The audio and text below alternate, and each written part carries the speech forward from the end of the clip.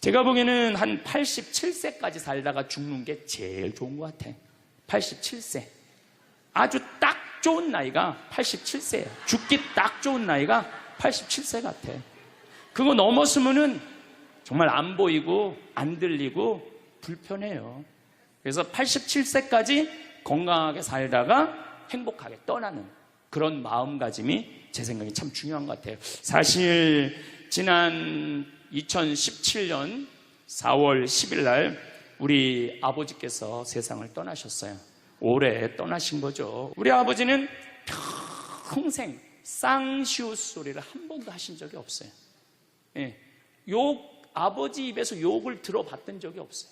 쌍시옷 소리를 한 번도 들어본 적이 없어요. 자식들, 내 자식을 키울 때 매질 한 번 하시지 않으셨어요. 그리고 우리 아버지는 참 남 욕을 하신 적이 없어요. 보통 뭐 누구 욕도 하고 정치인 욕도 하고 뭐 세상도 욕하는데 한 번도 욕하신 적이 없어요. 그리고 지금 요즘 아버지 생각을 이렇게 보면은 아버지한테 제일 놀라운 거는 우리 아버지가 그냥 옛날에 연초제조창이라고 담배 회사 그냥 기능 공무원이셨어요. 그러니까 뭐 여유 있게 돈을 쓰실 기회가 없으셨죠. 근데 어렸을 때도 돈이 없어서 불편하다, 돈이 있었으면 좋겠다, 그런 말씀 하신 적이 없어요. 그냥 월급 봉투 딱 어머니한테 던지면은 뭐 집이 어떻게 됐든 아무 상관하지 않으시고 당신 산에 다니시고 정말로 신선같이 사셨어요. 근데 아버님이 올 초에 2달 고생하시고 돌아가셨어요.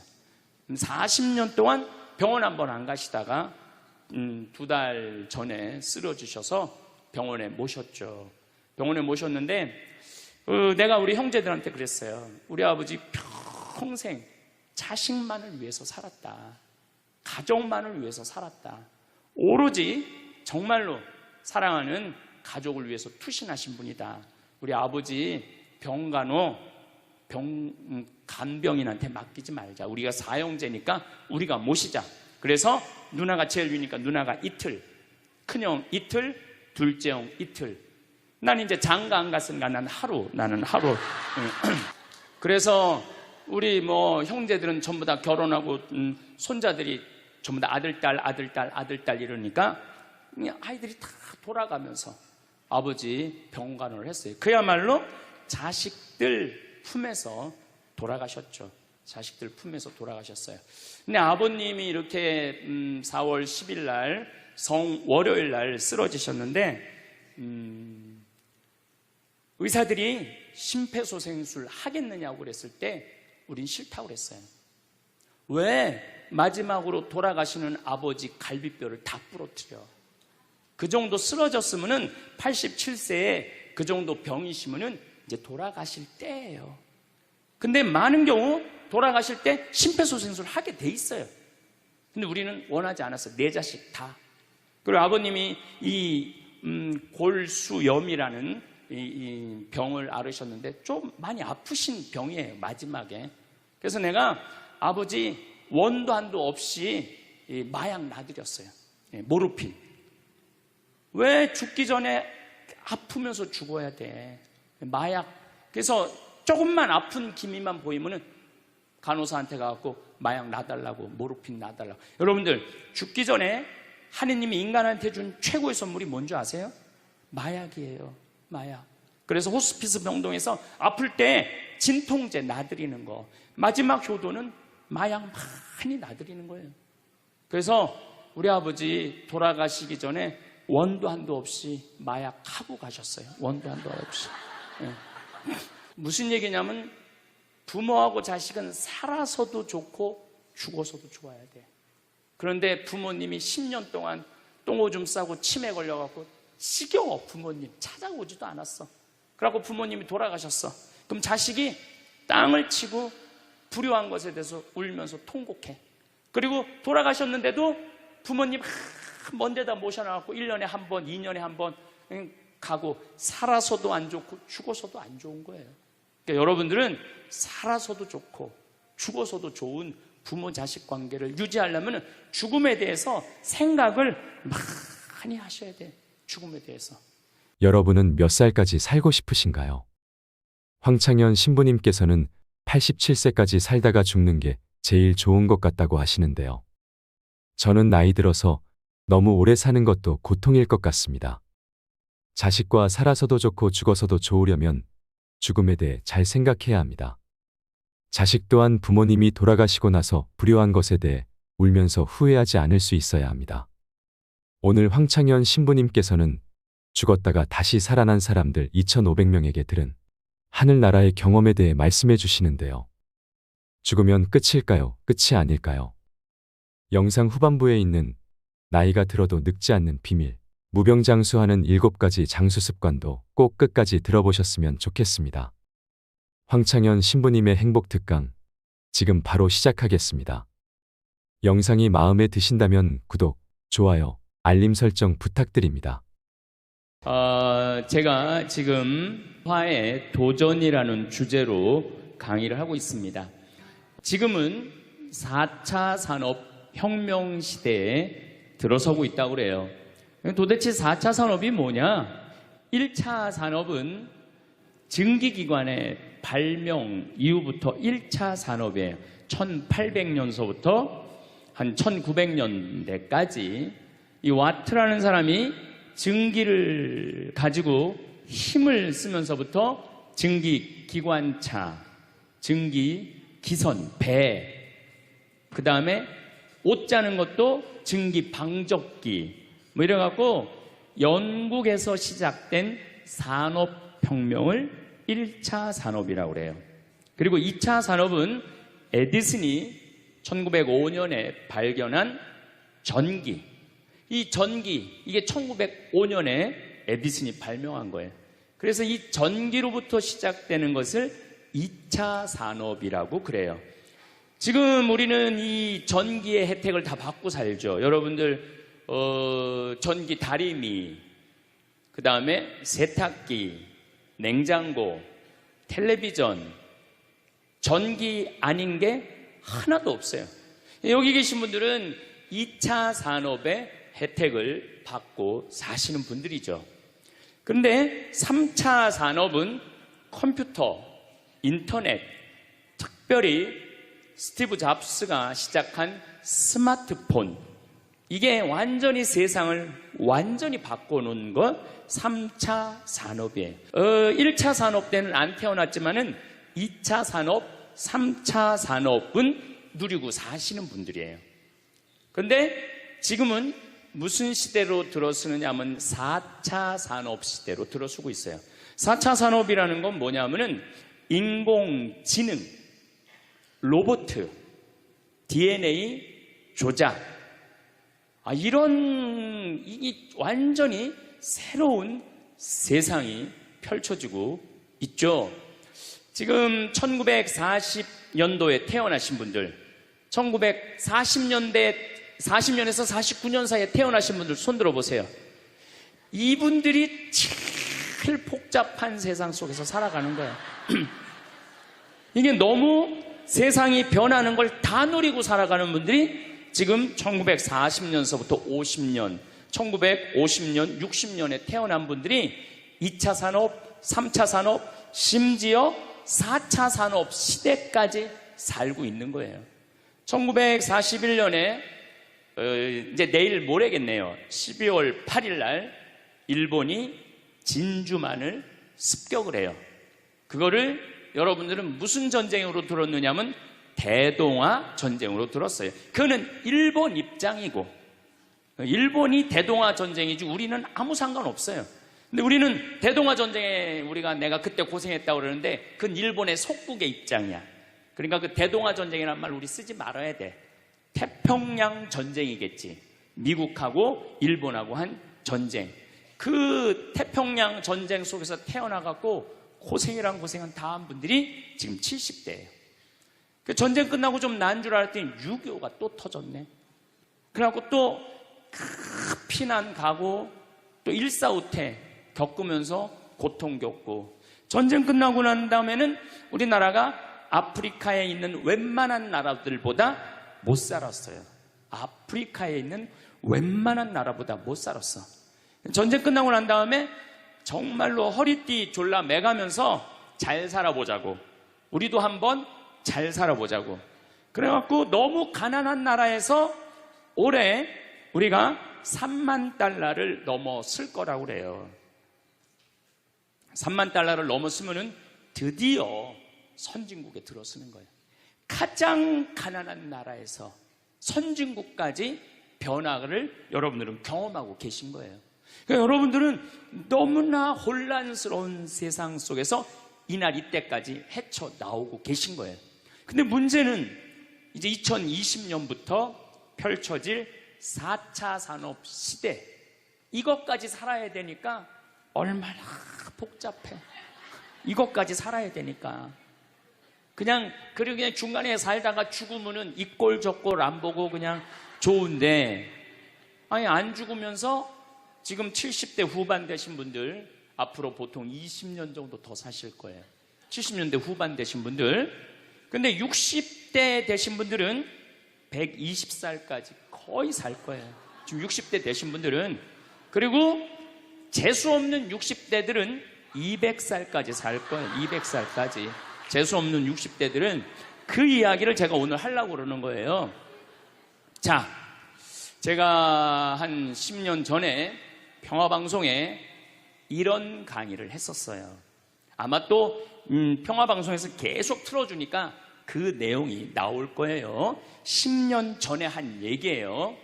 앞으로 2020년이 되기 시작하면은 인간은 세 종류로 나눠질 것이다. DNA 조작 인간. 이제 DNA를 조작할 수가 있어요. 우리가 눈을 밝게 할 수도 있고, 귀를 잘 들리게 할 수도 있고, 근육이 완전히 이 아놀드 슈왈거네처럼 근육이 막 이렇게 튀어나오게 할 수도 있어요. 운동 안 해도 DNA 조작 인간. 옛날에는 DNA를 한번 내가 DNA가 어떤지 검사하려고 그러면은 2억 내지 3억이 들었어. 그런데 지금은 내 DNA를 검사하는데 얼마면 검사할 수 있냐면 5만 원이면 검사할 수 있어요. 5만 원이면. 세상이 엄청 변한 거예요. 그래서 이제는 지금 태어나는 아이들은 이제 아파서 병원 가는 일은 거의 없을 거예요. 미리 병원에서 전화를 해요. 너 요때쯤 심장마비가 올 DNA가 있다. 와서 고쳐라. 그럼 DNA 조작만 하면 심장마비가 넘어가는 거예요. 그러니까 안젤리나 졸리라는 미국의 영화 배우가 있어요. 2010년에 유방을 잘랐어요.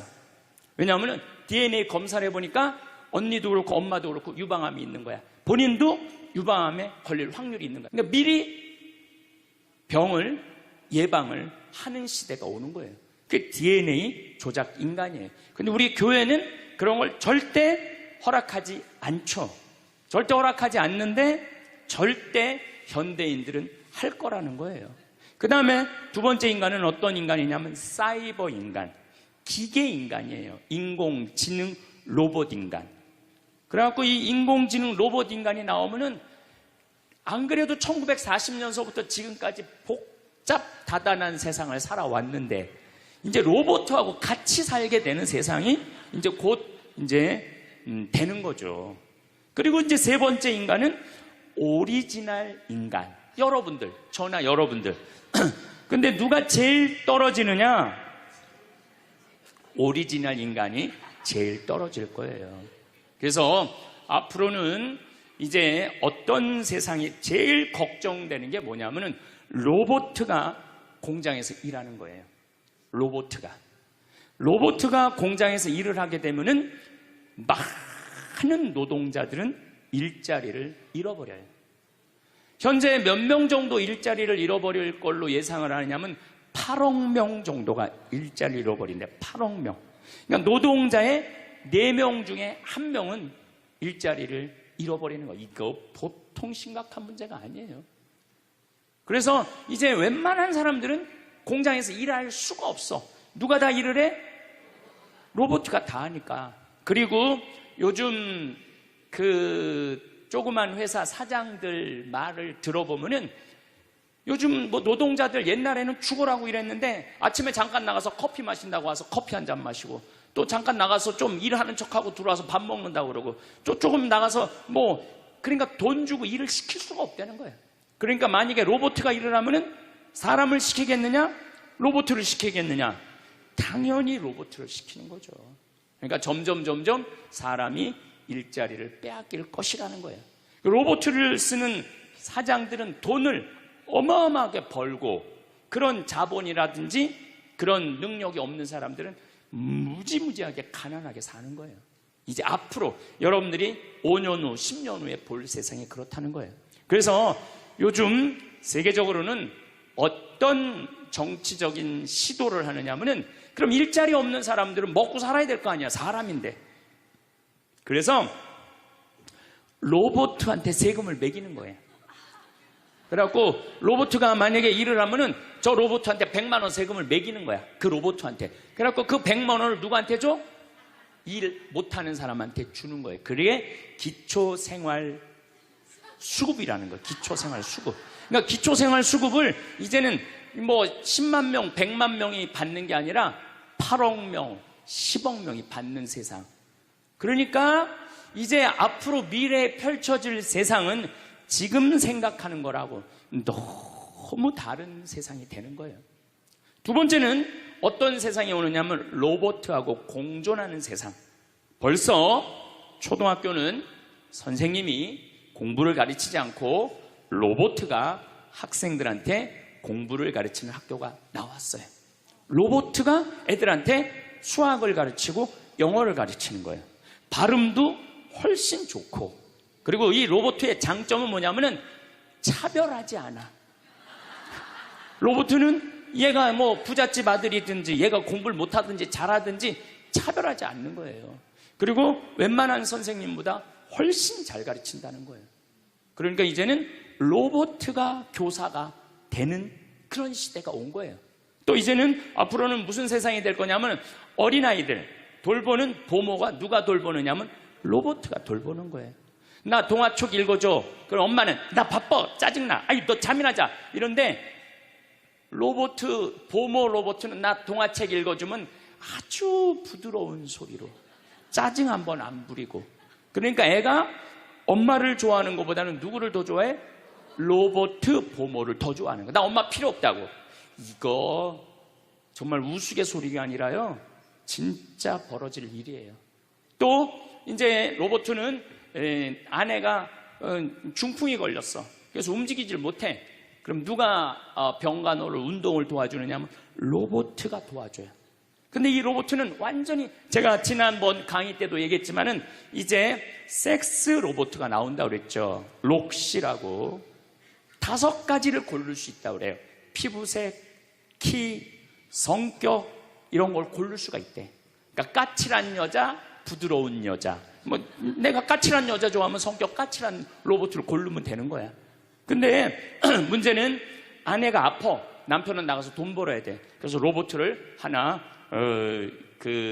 도우미 로봇을 했어. 근데 이 로봇은 아내를 너무 따뜻하게 해주는 거야. 그러니까 아내는 자꾸 남편한테 실망하는 거야. 자기 힘들다고 들어가서 자고. 근데 로봇은 나 좀 주물러 달라 그러면 언제든지 와서 주물러 주잖아요. 그러니까 남편한테 당신 나 필요 없다고, 나 이혼하고 싶다고. 그러니까 로봇하고 사람하고 혼동하는 세상이 오는 거예요. 로봇하고 사람하고. 그리고 더욱 2040년이 되면은 이 로봇가 감정까지 느껴. 사랑까지 할 수 있다는 거예요. 사랑까지. 아내 역할을 다 할 수 있는 세상이 온다는 거예요. 저 신부님 너무 앞서 나가는 거 아니야? 앞서 나가는 거 아니에요. 지금 미래 과학자들은 다 그런 세상이 온다고. 근데 이게 먼 미래가 아니라 바로 코앞에 와 있다는 거예요. 바로 코앞에 와 있다는 거예요. 3D 프린터기로 콩팥 만들 수 있어요. 간 만들 수 있어요. 요즘 시도하는 건 심장까지 만들어 갖고, 이제 앞으로는 이제 여러분들이 이제 한 90살쯤 되면은 85살쯤 돼도 그럴지 몰라. 생일날 아버지 이번 생일에 아버지 간 좀 갈아드릴게요. 그래갖고 간 갈아주고, 내년에는 심장 갈아드릴게요. 심장 갈아주고. 그런 세상이 올 가능성이 굉장히 많아요. 그럴 세상이. 참 이게 오래 사는 게 2045년까지만 살면은 안 죽는다는 거예요. 2045년. 그러니까 내가 80살까지만 나도 살면 어떻게든지 버티면은 안 죽을 수 있다는 거. 80살까지만. 앞으로 펼쳐질 세상에 가장 걱정스러운 게 뭐냐면은 수명 연장이에요. 수명 연장. 여기 계신 분들 중에 아까도 말씀드렸지만은 100살, 120살, 정말로 재수 없으면은 200살까지 살 수 있는 분들이 많습니다. 실질적으로 많아요.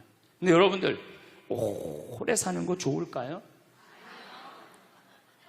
내가 많은 분들이 오래 살기를 원해요. 안 죽는 걸 원해요. 근데 내가 만약에 앞으로 뭐 길게 안 보고 딱 120살까지 산다고 보면 내가 앞으로 67년 정도 더 살면은 120살 되거든요. 67년. 근데 내가 앞으로 67년 동안 사는 동안 불면증이 있어. 매일 밤마다 잠이 안 와. 67년 동안. 그 여러분들 좋을 것 같아요? 내가 정말로 마음 안에 미움이 너무너무 꽉 차 있어. 67년 동안 계속 미움 속에서 살아. 분노가 꽉 있어. 67년 동안 분노 속에서 항상 좌절감을 맛보고 있어. 우울하고 있어. 내가 우울해. 또 좋으래. 어떨 땐 좋을 땐 너무 좋고 싫을 땐 너무 싫고 그렇게 막 up and down 그러면서 앞으로 50년, 60년 사는 거 좋아요? 그렇게 성숙함이 없이 살 거면 그냥 지금 죽는 게 나아. 지금 죽는 게 나아요. 내가 앞으로 60년 동안 살면서 매일매일 감동하고 매일매일 행복하고 매일매일 감사하고 매일매일 사랑한다면은 앞으로 60년 사는 거 괜찮겠죠. 그런데 60년 내내 잠도 못 자고 미움 속에서 자식들 원망 속에서 외로움 속에서 배신 속에서 불행 속에서 오래 사는 거 좋아요? 적당한 나이에 죽는 거 내가 보기엔 그 축복이에요. 그래서 여러분들은 이제 나는 이 복잡한 세상 속에서 사는 것도 중요하지만 어떻게 죽을 거냐 이 시나리오를 잘 준비해야 돼요. 난 어떻게 죽을 거냐. 나는 생일날 애가 심장 갈아준다면 나 그거 필요 없다. 내 생일 선물로 그 심장 필요 없다. 그냥 나는 하느님이 주신 생명 그 수명 그대로 살다가 그냥 행복하게 떠날 거다. 그런 마음이 중요해요. 근데 우리가 성숙하지 못하면은 그냥 무조건 안 죽으려고만 용을 쓰는 거예요. 또 하늘나라에 대한 희망이 없는 사람들이 안 죽으려고 그러는 거예요. 아니 지금 있는 것보다 하늘나라 올라가면 훨씬 행복하면은 안 죽을 이유가 뭐 있어? 죽으면 되지. 그냥 사는 날까지 즐겁게 살다가 죽는 날 즐겁게 죽으면 되는 거예요. 이 훈련이 꼭 필요해요. 여러분들 이게 뭐 요즘 알고리즘 그러는데 그건 다 제쳐두고 내가 인생의 설계가 필요해. 나는 몇 살까지 살다가 더 이상 치료받지 않고 암이 걸리면은 안 갈고 그냥 안 갈고 간 안 갈고 신장 안 갈고 췌장 안 갈고 그냥 하느님 품으로 간다는 생각이 아주 중요하다는 거예요. 제가 보기에는 한 87세까지 살다가 죽는 게 제일 좋은 것 같아. 87세. 아주 딱 좋은 나이가 87세예요. 죽기 딱 좋은 나이가 87세 같아. 그거 넘었으면은 정말 안 보이고 안 들리고 불편해요. 그래서 87세까지 건강하게 살다가 행복하게 떠나는 그런 마음가짐이 제 생각에 참 중요한 것 같아요. 사실 지난 2017년 4월 10일 날 우리 아버지께서 세상을 떠나셨어요. 올해 떠나신 거죠. 우리 아버지는 평생 쌍시옷 소리를 한 번도 하신 적이 없어요. 아버지 입에서 욕을 들어봤던 적이 없어요. 쌍시옷 소리를 한 번도 들어본 적이 없어요. 자식들, 내 자식을 키울 때 매질 한 번 하시지 않으셨어요. 그리고 우리 아버지는 참 남 욕을 하신 적이 없어요. 보통 뭐 누구 욕도 하고 정치인 욕도 하고 뭐 세상도 욕하는데 한 번도 욕하신 적이 없어요. 그리고 지금 요즘 아버지 생각을 이렇게 보면은 아버지한테 제일 놀라운 거는 우리 아버지가 그냥 옛날에 연초 제조창이라고 담배 회사 그냥 기능 공무원이셨어요. 그러니까 뭐 여유 있게 돈을 쓰실 기회가 없으셨죠. 근데 어렸을 때도 돈이 없어서 불편하다, 돈이 있었으면 좋겠다, 그런 말씀 하신 적이 없어요. 그냥 월급 봉투 딱 어머니한테 던지면은 뭐 집이 어떻게 됐든 아무 상관하지 않으시고 당신 산에 다니시고 정말로 신선같이 사셨어요. 근데 아버님이 올 초에 2달 고생하시고 돌아가셨어요. 40년 동안 병원 한 번 안 가시다가 2달 전에 쓰러지셔서 병원에 모셨죠. 병원에 모셨는데 내가 우리 형제들한테 그랬어요. 우리 아버지 평생 자식만을 위해서 살았다. 가족만을 위해서 살았다.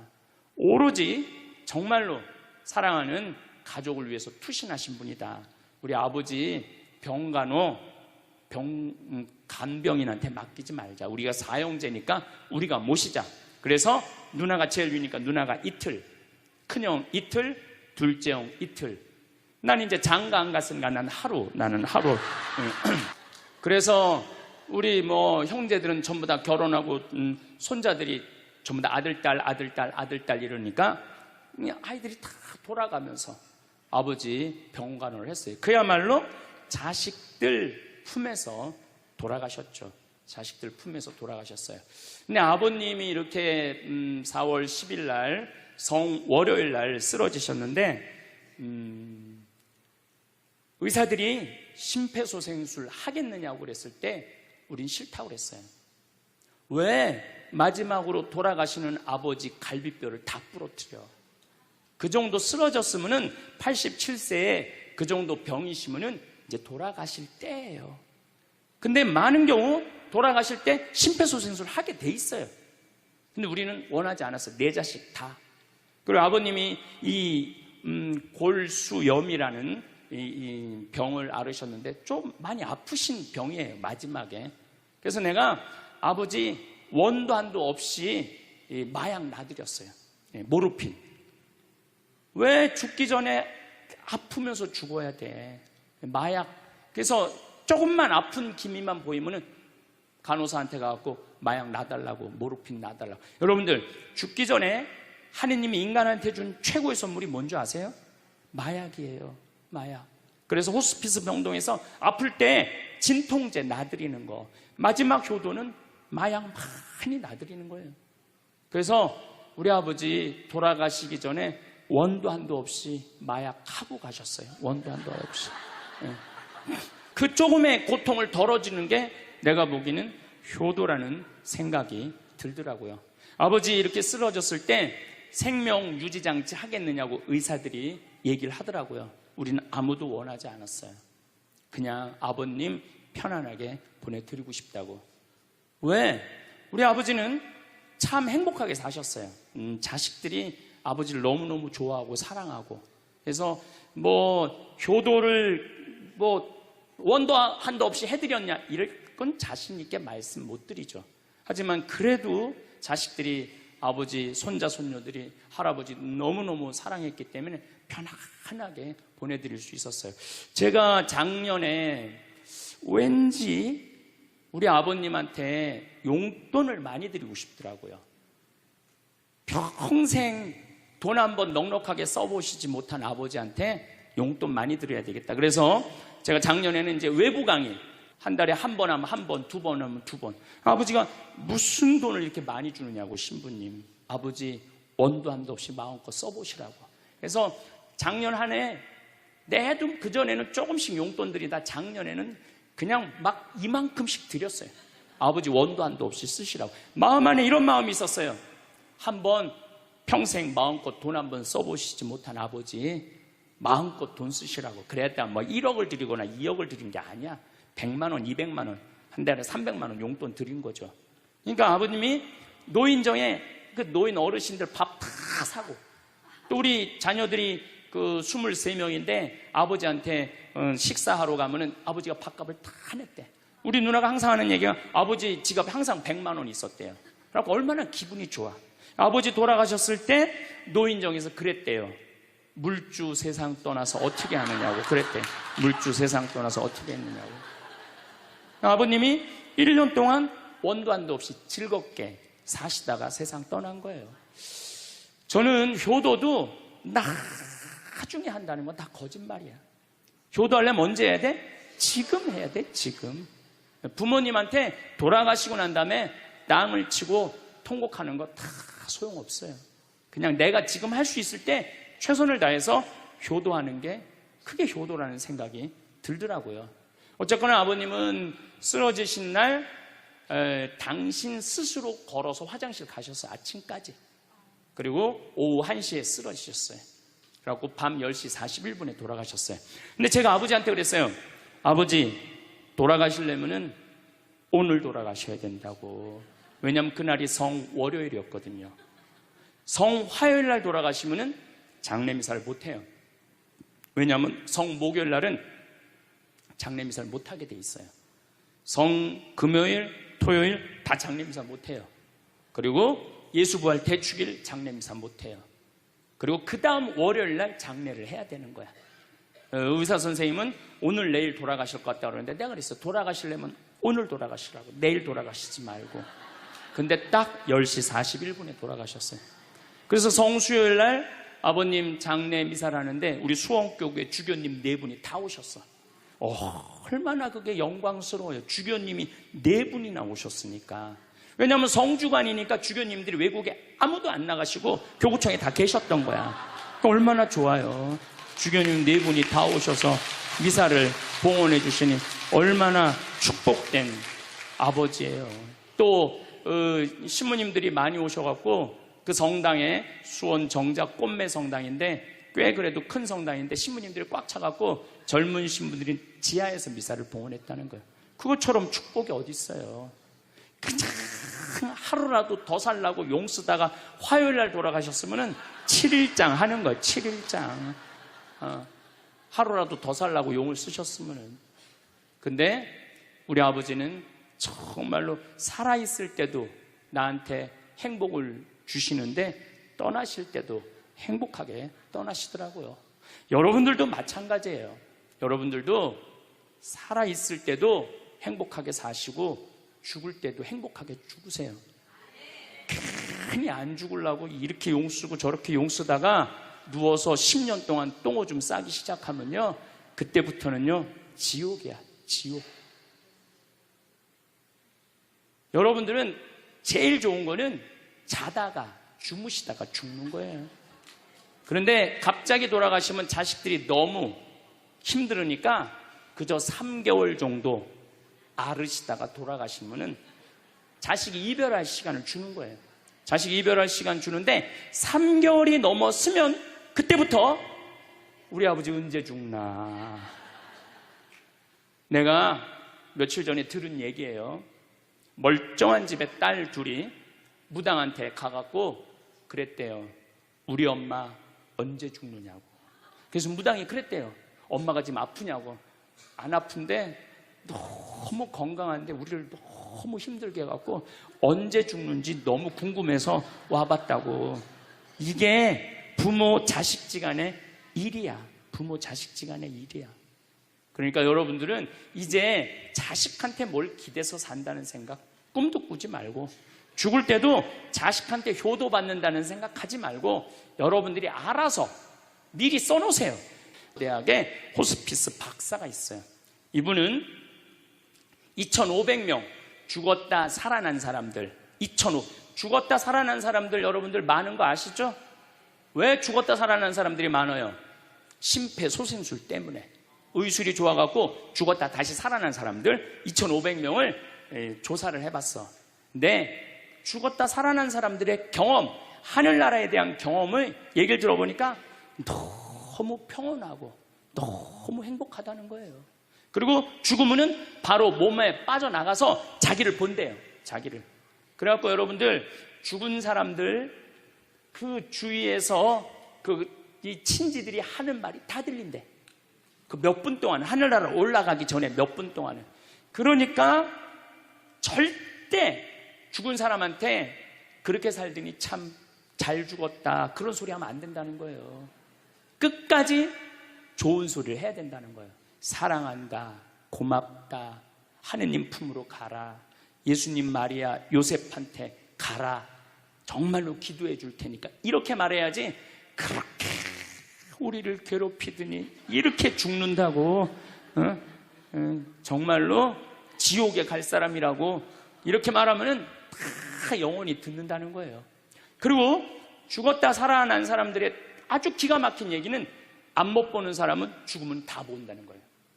눈이 다 보인다는 거예요. 그게 그냥 하는 게 아니라 다시 살아 돌아와서 아무것도 못 봐. 근데 의사가 무슨 반지를 어떻게 꼈고, 이 병원이 어떻게 생겼고, 누가 어느 자리에 있습니까? 다 아는 거야. 죽었다가 죽으면은 눈이 보이는 거야. 다리 없는 사람은 다리가, 자기 다리가 있다는 거예요. 듣지 못하는 사람은 듣고, 아픈 사람은 아픈 부위가 다 없어진다는 거야. 그러니까 여러분들 지금 살아있으면서 뭐 몸에 허리도, 아까 할아버지 한 분 안수해달라고 그래갖고 허리가 막 이렇게 구부러진 사람 죽으면 딱 펴진다는 얘기예요. 그러니까 완전히 사도 바오로의 말씀처럼 새로운 모습으로 변하는 거야. 죽으면 끝이 아니야. 하느님께로 가는 여행의 시작이에요. 그러니까 죽는 거를 막 그냥 밀어내시지 마세요. 한 70년, 80년 살았으면 살 만큼 살지 않았어? 그렇죠? 뭐하러 200년을 살아? 뭐하러 300년을 살아? 또 200년, 300년 사는 것도 좋아요. 그런데 정말로 감동 속에서, 행복 속에서, 사랑 속에서 200년, 300년을 살면 좋지. 근데 여러분들 한 200살 되면 여러분들하고 놀아줄 사람이 몇 명이나 될 것 같아? 200살 단 사람하고. 그 외로움 속에서 사는 거예요.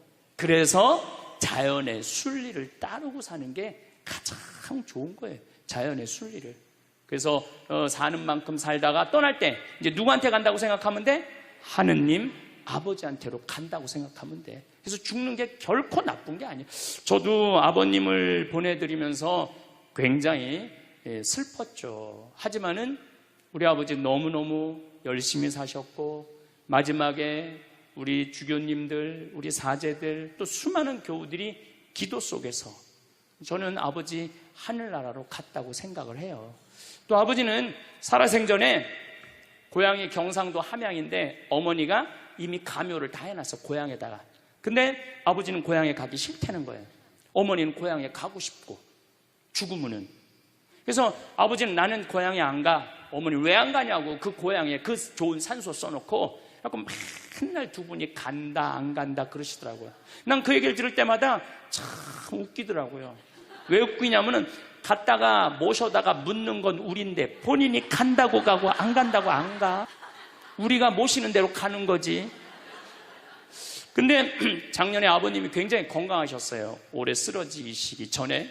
근데 아버님 말씀이 제 귀를 울리더라고요. 그래서 우리 천주교 수원교구 안성 천주교 공원묘원에 갔어요. 꼭 우리 후배 신부님한테 제일 좋은 자리를 좀 봐줘라. 딱 갔는데 정말로 산소 자리가 좋더라고요. 그냥 양지 바른데 앞에 우리 아버지가 참 파란 걸 좋아하셨는데 그 아버님 내가 산소 자리 본데 앞에 파란 골프장이 쫙 보여. 얼마나 좋은지. 그래갖고 아무도 몰래, 우리 가족 아무도 몰래 내가 예약을 해놨어요. 그리고 아버님 돌아가셨을 때 안성 천주교 공원묘 모셨죠.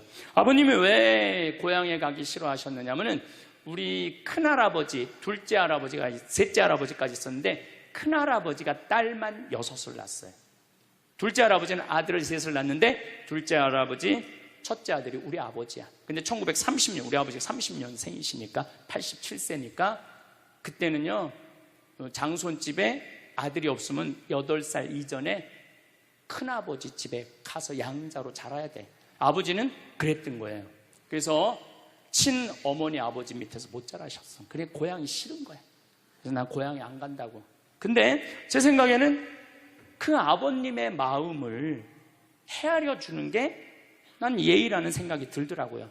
그래서 아버님 원하는 대로 안성에 모셨는데 얼마나 좋은지 몰라요. 어제도 갔다 왔어요.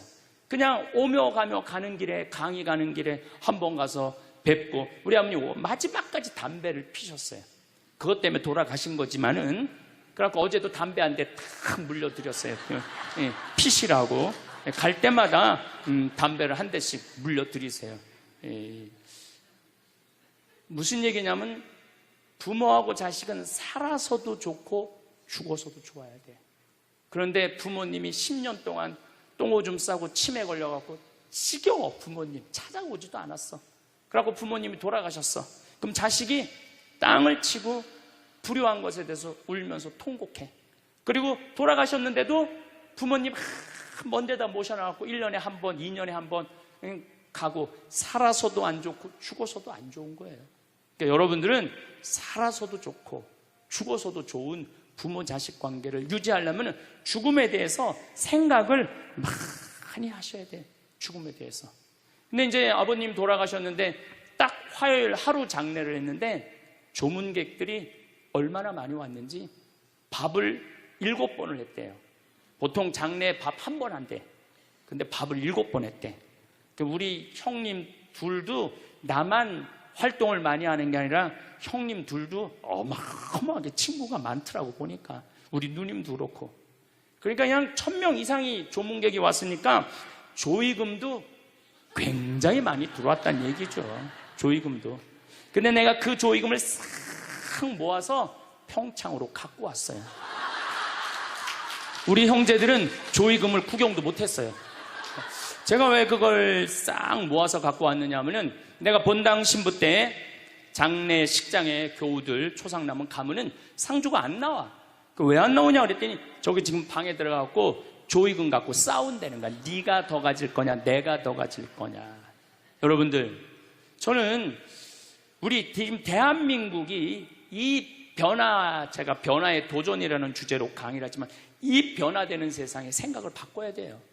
이제 지금 기업의 0.3%가 우리나라 총이익의 50%를 갖고 있대요.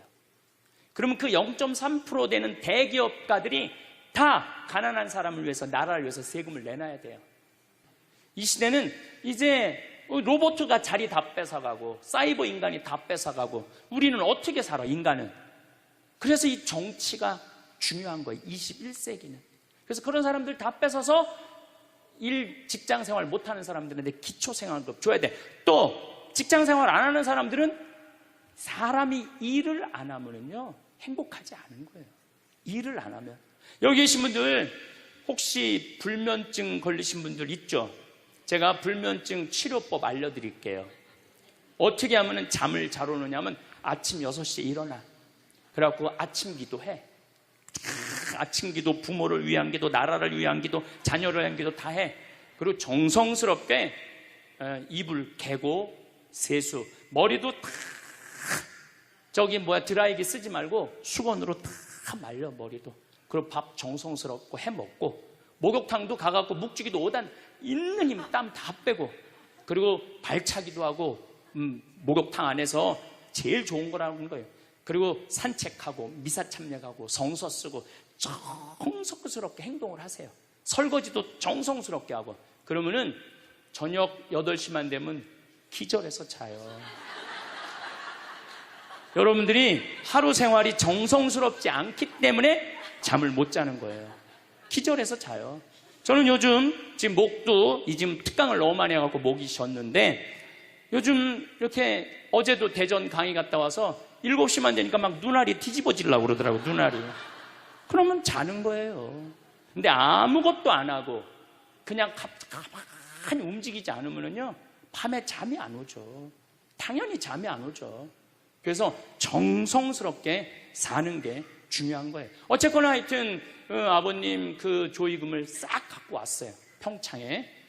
그래갖고 내가 우리 형제들한테 얘기했어요. 아버님 돌아가신 조의금은 어린아이를 위해서 쓸 거고, 어머님이 돌아가신 조의금은 노인분들을 위해서 쓸 거다.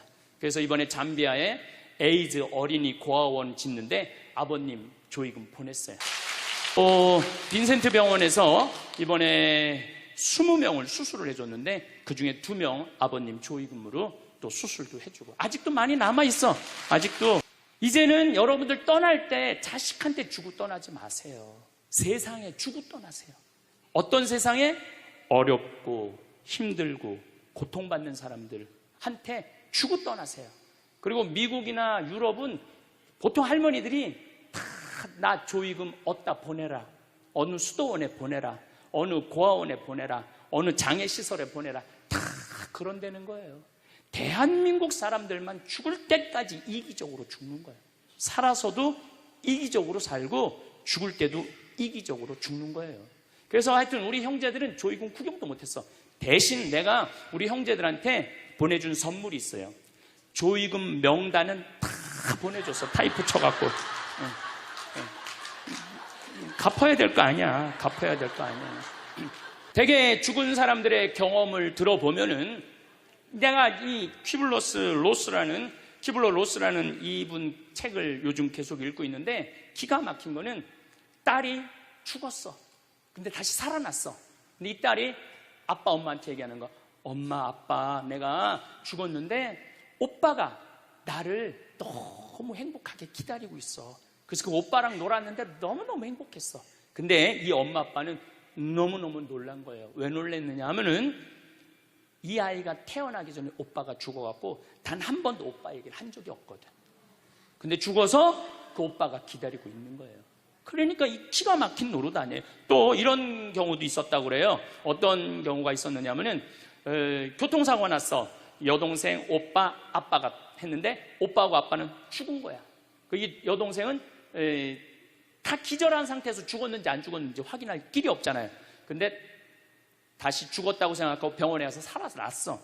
근데 이 여동생이 엄마 너무 슬퍼하지 마. 하늘나라에서 오빠하고 아빠가 날 기다리고 있어. 너무 행복해. 근데 얘는 오빠하고 아빠가 죽었는지 모르는 상태에 혼수 상태인데 그걸 아는 거예요. 근데 여기 특징 중에 하나는 죽어서는 살아있는 사람은 절대 못 본대요. 죽은 사람만 본다는 거예요. 죽은 사람만 하늘나라에서 본다는 거예요. 그래서 여러분들도 세상 떠나면은 하느님 기다리고 있고 너무 행복한 나라로 가는 거예요. 그러니까 죽음은 그 번데기가 이 알을 까고 자기 껍데기를 까고 나비가 되는 것처럼 지금보다도 훨씬 아름다운 세상으로 가는 게 죽음이에요. 이제 21세기는 안 죽는다고 100살을 사니 200살을 사느니 좋은 게 아니에요. 100살, 200살 동안 불면증, 우울증, 미움, 분노, 외로움, 심심함으로 사는 것보다 그냥 한 70, 87세까지 살다가 죽어갖고 행복하게 먼저 떠난 사람들하고 하느님 품에서 행복하게 사는 게 좋죠. 그래서 여러분들 이제 행복하게 살다가 행복하게 떠나셔야 돼. 그리고 제가 늘 말씀드리지만 나중에 행복하지 마세요. 언제 행복해? 지금 행복하세요. 지금. 나중에 돈 쓰지 말고 언제 써? 지금 쓰세요. 지금. 그리고 여기 있는 분들 지금 얼굴을 보니까 돈 쓸 수 있는 마지막 얼굴들이 많다니까. 마지막 얼굴들이 많아. 그리고 우리나라는 이제 드디어 3만 달러를 넘어서요. 선진국 대열에 들어서요. 선진국에 들었으면은 어르신들, 노인분들 연금 지금 20만 원에서 60만 원, 70만 원으로 다 올라가요. 그러니까 돈 없는 거 걱정하지 마세요. 여러분들이 엉뚱한 사기에만 안 당하면은 먹고 사는데 아무 지장 없어. 욕심만 안 부리면은 충분히 행복하게 살 수 있어. 그리고 이렇게 강의 따라다니면서 배우는 여러분들, 진리를 목말라 하는 여러분들은 앞으로 행복하게 사실 수 있으세요. 예. 인생의 주인공은 나야. 내 자식이 아니고 내 남편이 아니고 내 아내가 아니야. 내 행복은 누가 책임지느냐 하면 내가 책임지는 거야. 내가 지금 불행한 거는 남편 탓도 아니고 자식 탓도 아니고 누구 탓이야? 내 탓이야. 왜? 나를 위해서 쓰는 법을 배운 적이 없어. 나를 위해서. 버는 법은 배웠는데 쓰는 법을 배운 적이 없어. 본인들을 위해서 쓰세요. 자, 1960년대, 70년대는 열심히 살아야 돼. 너 정말로 아끼고 살아야 돼. 가난했을 때 얘기해요. 이제 3만 달러가 넘었을 때는 이제는 재밌게 살고 행복하게 살고 의미 있게 살고 나누고 살아야 돼. 언어가 이제는 바뀌어야 돼. 그래서 여러분들 정말로 이제는 의미 있고 재미있고 행복하게 생활하시길 바라겠습니다. 다음 시간은 의미 있고 재미있고 행복한 삶이 뭔지 제가 말씀드리도록 하겠습니다. 감사합니다. 여러분은 몇 살까지 살고 싶으신가요? 아무리 오래 살아도 건강하게 살지 못하면 소용없는 것이겠지요. 오늘은 무병장수하는 7가지 장수 습관을 말씀드리겠습니다. 나이 들수록 운동보다 이 습관만큼은 목숨 걸고 꼭 해야 합니다. 사람마다 인생의 길이가 있습니다. 우리는 그걸 수명이라고 말합니다. 그렇다면 왜 어떤 사람은 오래 살고 다른 사람은 짧게 살까요? 2022년 노인 학회지에 발표된 연구에 따르면 실험 연구에 참가했던 사람 중에 긍정적이고 낙관적인 사람은 그렇지 않은 사람보다 90세 이상 살 가능성이 높았다고 발표했습니다. 다시 말해서 두려움과 걱정을 없애라는 말입니다. 사람들이 의외로 모르는 7가지 장수 습관. 지금 이 영상을 보고 난 뒤 한 번에 모든 걸 하려고 하지 않고 7가지 습관 중에 한 개만 딱 가져가겠다는 마음으로 30분 안에 실천해 보세요. 무병장수 인생을 사는데 많은 도움을 줄 거라 확신합니다. 첫 번째, 절대 귀가 멀어지면 안 됩니다. 흔히 나이를 먹으면 귀가 잘 안 들리게 되는 게 당연하다고 여기는데 청력 감퇴는 그리 쉽게 볼 문제가 아닙니다. 귀가 잘 안 들리면 인지 기능이 급격히 떨어지게 되기 때문입니다. 청력이 떨어지면 다른 사람과 대화할 일이 줄어듭니다. 상대방의 이야기를 편안하게 들을 수 없으니 아무래도 누군가와 이야기하기 꺼려집니다. 이러면 사회 활동량이 줄어들고 우울감을 자주 느끼며 사회적 고립 상태에 빠지기 쉬워서 인지장애를 겪을 확률이 높아지지요. 또 귀가 멀어지면 다른 사람의 말을 듣기 위해 뇌 에너지의 대부분을 청각 처리에 사용하게 되면서 다른 인지 기능들은 상대적으로 점점 쇠퇴해 갑니다. 임상 경험으로 봐도 70대의 청력이 떨어지면 인지장애가 발병하는 경우가 많았습니다. 따라서 귀가 잘 안 들린다면 이비인후과에 방문해서 난청의 진행을 늦추는 동시에 주저하지 말고 보청기를 사용해야 합니다. 귀 건강을 유지해서 다른 사람과 계속 대화할 수 있다면 인지장애가 발병할 위험도 줄어들게 할 수 있습니다. 옛날에는 보청기가 크고 갑자기 소리가 울리기도 해서 여러모로 불편했지만 요즘에는 기술이 발달한 덕에 성능이 좋아진 데다 크기도 작아져서 편리해졌습니다. 가격은 보통 100만 원, 300만 원대로 예전에 비해 저렴한 편이나 그래도 부담스럽다면 월 2만 원, 3만 원 정도로 사용할 수 있는 렌탈 서비스가 있으니 시험 삼아 이용해 보길 추천합니다. 저렴하면서도 성능 좋은 보청기를 빌려서 쓸 수 있을 것입니다. 아울러 난청의 진행 정도에 따라서 청각 장애인으로 인정받으면 국가에서 제공하는 보조금을 받을 수도 있습니다. 두 번째, 나이 들수록 외모에 신경 써야 합니다. 심리치료법 중에 행동을 변화시켜서 감정을 조절하는 행동치료라는 방법이 있습니다. 흔히 알고 있는 인지치료와 대응하는 개념으로 이전과는 다른 새로운 경험을 시도하거나 낡은 습관을 바꿔서 마음을 치료하는 방법입니다. 이는 60에서 70대 노인이 젊어지는 방법으로도 딱 들어맞습니다. 기분이 좋지 않을 때 억지로라도 화장을 하고 머리를 다듬으면 마음이 한결 나아집니다. 보통은 행동보다 마음이 먼저라고 생각하기 쉽지만 때로는 마음이 행동에 지배를 받습니다. 다시 말해 예쁜 옷을 입거나 보톡스로 주름을 펴는 등 외모에 신경을 씀으로써 감정까지도 조절할 수 있습니다. 따라서 고령자일수록 외모 관리가 중요합니다. 지금까지 만나온 여러 환자들을 보더라도 겉모습이 노인에 가까울수록 감정의 노화가 더욱 성큼성큼 진행되어 결국에는 전신 기능이 쇠약해지는 경우가 많았습니다. 반대로 노인임에도 외모에 신경을 쓰는 사람은 대체로 건강합니다. 요양원에는 보통 출장 미용사가 정기적으로 찾아와서 커트와 파마 염색 등의 유료 서비스를 진행하는데 직원들에게 물어보면 이러한 서비스를 이용하는 사람들은 대체로 인지장애 단계가 낮고 진행 속도도 더디다고 합니다.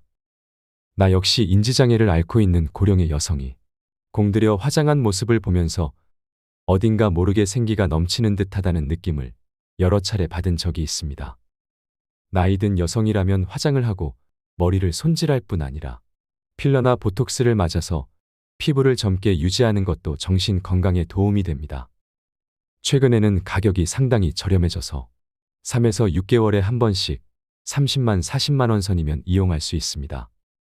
피부 관리를 받으면 확실히 눈에 띄게 주름이 펴지고 예뻐집니다. 나이가 들어도 주변 사람들에게 충분히 매력적으로 보일 수 있습니다. 아직도 우리나라에서는 이러한 안티에이징 시술을 반칙이라고 여기는 사람이 많습니다.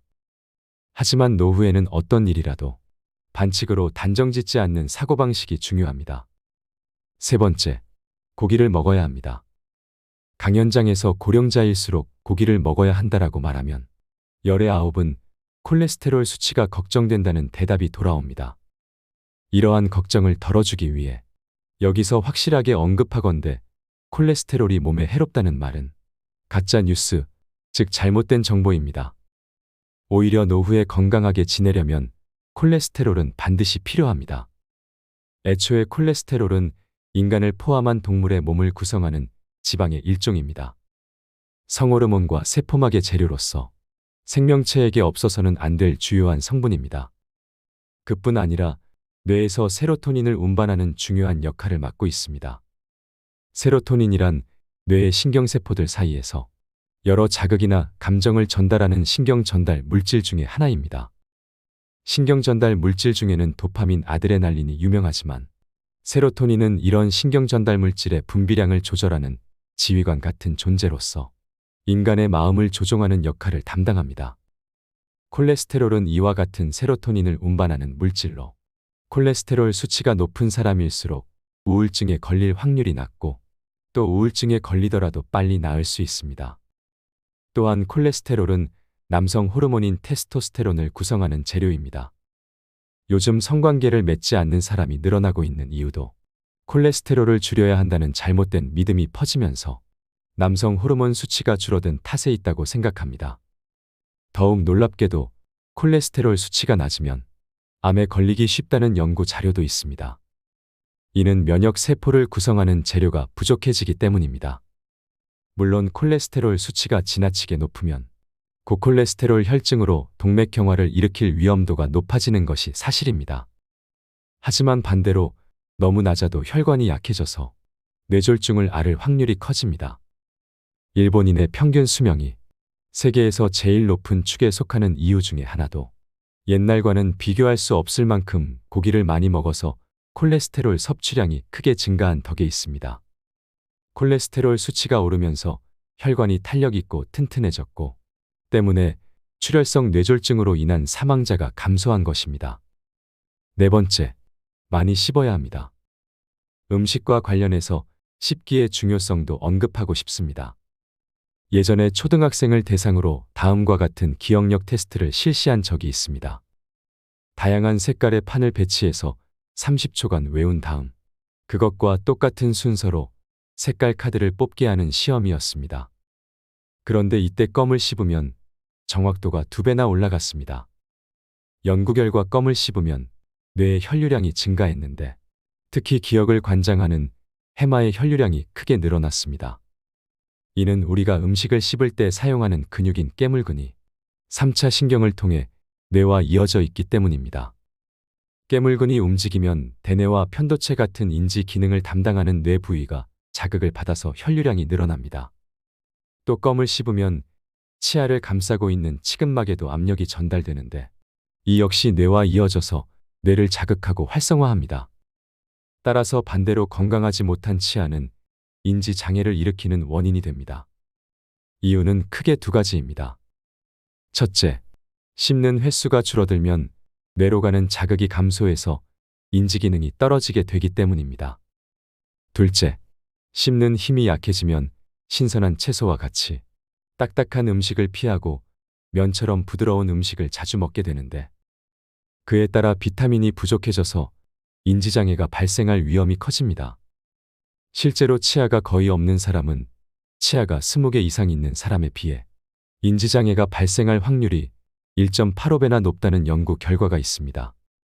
또 알츠하이머형 인지장애 환자는 채소 섭취량이 적다고 합니다. 이 때문에 건강하게 오래 살고 싶다면 돈이 많이 들더라도 틀니나 임플란트를 활용해서 치아 건강을 지켜야 합니다. 덧붙여서 뇌를 자극하기 위해서는 깨물근을 많이 움직여야 하므로 껌이나 오징어를 자주 씹으면 좋습니다. 심심할 때 간식거리를 씹는 것만으로도 뇌 건강을 지켜낼 수 있습니다. 새끼 식사를 할 때에도 젊었을 때보다 더 많이 씹어먹는 습관을 들여야 합니다. 이러한 작은 습관이 뇌의 노화를 늦춥니다. 5번째, 무슨 일이든 일을 해야 합니다. 세계적으로 인정받는 장수 지역에는 다음과 같은 공통점이 있다고 합니다. 무엇보다도 사람들이 꾸준히 몸을 움직입니다. 장수 지역에는 나이가 들어도 밭일, 정원 가꾸기, 집안일 등으로 꾸준히 몸을 움직이는 사람들, 즉 일하는 사람들이 많았습니다. 그 외에도 배부르게 먹지 않기, 목적 의식 지니기, 스트레스 해소하기 등의 공통점이 있었지만 건강하게 오래 살기 위한 조건으로 꾸준히 몸을 움직이는 것, 즉 일하기를 제일 중요하게 꼽았습니다. 일하기의 중요성을 알려주는 또 다른 예로는 영국의 한 경제지에서 수십 년에 걸쳐 진행한 행복도에 관한 조사를 들 수 있습니다. 여기서는 이혼이나 배우자의 사망 실업과 같은 삶의 큰 사건으로 사람의 행복도가 어떻게 달라지는지를 조사했는데 인간의 행복도에 가장 크게 부정적인 영향을 미치는 요소는 실업이었습니다. 이혼이나 배우자의 사망보다 일자리를 잃는 일이 인간을 가장 불행하게 만드는 요소였습니다. 인간에게 일은 절대 없어서는 안 될 요소입니다. 세계 각지에서 진행된 비슷한 조사들에서 모두 늙어서도 계속 일해야 오래 살 수 있고 행복도도 높다는 결론이 나왔습니다. 관련 자료를 다 소개하자면 책 한 권을 채우고도 남을 정도로 방대합니다. 그만큼 과학적으로 밝혀진 사실임이 틀림없다는 뜻입니다. 노후를 건강하고 행복하게 그리고 유의미하게 보내기 위한 가장 중요한 조건은 일하기라고 생각합니다. 정년이 곧 은퇴가 아님을 명심하고 연령에 맞게, 아니 때로는 나이를 잊고서라도 계속 일하는 것이 인생을 의미 있게 보내는 방법입니다. 6번째, 규칙적인 생활로 수면 리듬을 유지해야 합니다. 불면증의 원인은 다양합니다. 우울증이 원인인 경우도 있고 순환기계 질환처럼 몸 상태가 좋지 않아서 잠을 못 자는 경우도 있습니다. 하지만 대부분은 잠들지 못할까 봐 두려워하는 정신적인 문제에서 기인합니다. 이러한 종류의 불면증은 규칙적인 생활을 하면 크게 나아집니다. 먼저 밤에 잘 자기 위해서는 아침에 일어나는 시간을 일정하게 유지해야 합니다. 회사에 다닐 때는 출근 시간이 정해져 있으므로 저절로 기상 시간이 일정할 수밖에 없었는데 당시에는 무척 피곤하게 느껴졌겠지만 그것은 우리의 몸과 마음에 좋은 영향을 미쳤습니다. 매일 같은 시간에 일어나는 습관이 심신의 변화를 최대한 막아주었기 때문입니다. 그러나 은퇴 후 그럴 필요가 없어서 기상 시간이 들쑥날쑥하게 되면 세로토닌과 같은 신경 전달 물질의 분비가 줄어들고 세로토닌이 부족해지면 수면을 유도하는 멜라토닌이 줄어들어 수면 장애를 겪기 쉽습니다. 따라서 신경 전달 물질의 정상적인 분비를 촉진하기 위해서는 매일 아침 같은 시간에 일어나야 합니다. 전날 밤 푹 자지 못했건 늦게 잠이 들었더라도 아침이 되면 평소와 같은 시간에 침대에서 나와야 합니다. 당일은 조금 피곤하고 졸리겠지만 길게 보면 뇌와 몸을 지키는 좋은 습관입니다. 여기에 매일 아침 같은 시간에 식사를 하면 수면에 더욱 긍정적인 효과를 미칩니다. 수면 리듬을 일정하게 유지하기 위해서는 식생활의 리듬도 중요하기 때문입니다. 7번째, 성호르몬 감소를 주의하세요. 중장년층은 성호르몬 감소에도 주의해야 합니다. 나이를 먹으면 남성은 남성 호르몬이, 여성은 여성 호르몬이 줄어듭니다. 남자든 여자든 모두 중성화된다는 말입니다. 성호르몬 감소는 우리의 몸과 마음의 변화를 일으킵니다. 이로 인한 갱년기 장애는 주로 여성에게서 나타난다고 알려져 있지만 사실 남성에게도 갱년기 장애가 찾아옵니다. 갱년기 장애가 오면 자율신경계의 이상으로 온몸에 다양한 증상이 나타납니다. 피로감, 권태감, 울화증, 다한증, 두근거림, 잔뇨감, 어깨 통증, 관절통 등 이것이 다 성호르몬 균형이 깨지면서 나타나는 증상입니다. 특히 갱년기에는 남녀할 것 없이 마음의 병을 호소하는 사람이 늘어납니다. 우울증 진단을 받은 사람은 보통 여러 가지 갱년기 질환을 함께 앓는 경우가 많습니다. 미국과 유럽에서는 성호르몬이 감소하면 호르몬 보충요법을 받는 것이 일반적이며 보험도 적용됩니다. 하지만 우리나라에서는 부작용을 우려해서인지 남녀 모두 이를 선호하지 않습니다. 나는 여성이든 남성이든 호르몬 보충요법을 적극적으로 이용을 권장합니다. 만약 갱년기 장애를 앓고 있는 남성이라면 주저하지 말고 병원에 있는 남성 건강 클리닉 등을 방문해서 상담을 받아보세요. 마지막으로 노후에 주어진 7만 3천 시간을 의미 있게 살고 싶다면 기억해야 할 것이 있습니다. 1960년대에는 평균 수명이 남성은 65세, 여성은 70세였습니다. 당시 정년은 평균 55세였으므로 퇴직 후 남성에게 남은 생은 고작 10년 정도였습니다. 하지만 지금은 퇴직 후 남은 생이 20년을 훌쩍 넘어 30년에 가까워졌습니다. 여생이라 부르기에도 민망한 긴 시간입니다. 정년을 맞이한 60세의 나이는 새로운 인생이 시작되는 해라고 봐야 합니다. 노후에 우리에게 주어진 시간은 얼마나 될까요? 식사, 수면, 목욕 등 일상생활에 필요한 시간을 빼고 나면 하루 24시간에서 대략 10시간 정도가 남는다고 합니다.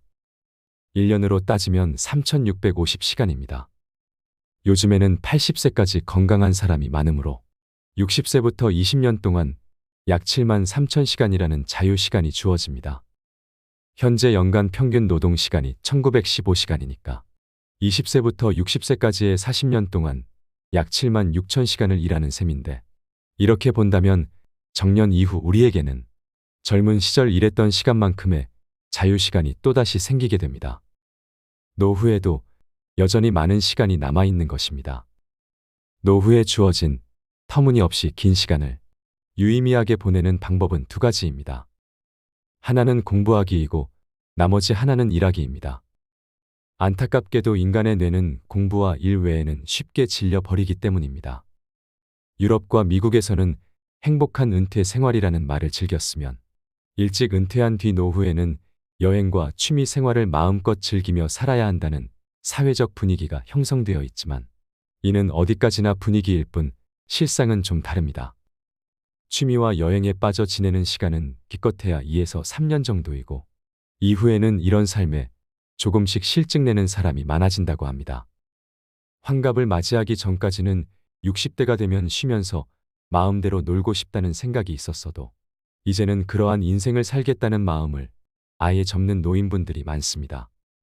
그래서 힘이 닿는 한 앞으로도 계속 지금까지 해왔던 방식대로 일하자고 마음먹는 게 좋습니다. 75세, 80세는 일할 수 있다면 계속 일하는 편이 좋다는 말은 과학적으로도 증명된 사실입니다.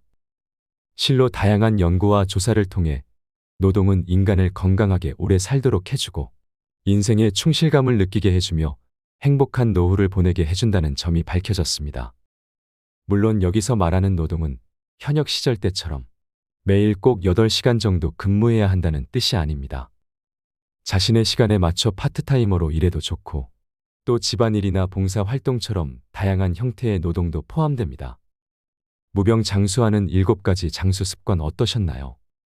마지막으로 행복하려면 꼭 기억해야 할 10가지에 대해 말씀드리겠습니다.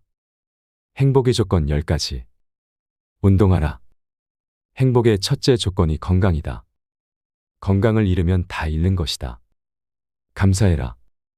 없는 것에 자꾸 불평하지 말고 가지고 있는 것에 5가지씩 감사하라. 대화하라. 마음이 잘 맞고 통하는 사람과 대화하라. 별난 사람과 억지로 잘 지내려다 가시에 찔리지 마라. 나이 들어서는 스트레스 받아가면서 억지로 인연을 이어갈 필요가 없다. 내가 좋아하는 사람과 지내라. 공부해라. 평생 공부한다는 마음으로 공부해라. TV 시청을 반으로 줄여라.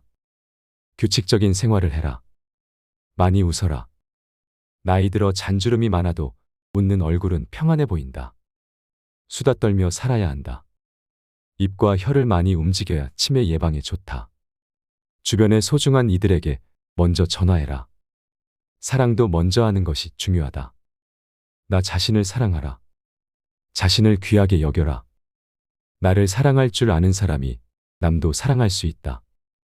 나이 드신 분들 중에는 자신보다 자식에게 올인하는 사람이 많다. 이것은 어리석은 일이다. 나보다 자식이 먼저인 사람의 자식은 절대로 행복할 수 없다. 부담과 죄책감을 안고 살아가기 때문이다. 이웃에 친절하라. 지혜로운 노인은 베풀고 산다. 이는 물질적인 것뿐만 아니라 정신적인 면도 포함된다. 먼저 배려하고 친절을 베풀고 사랑하라.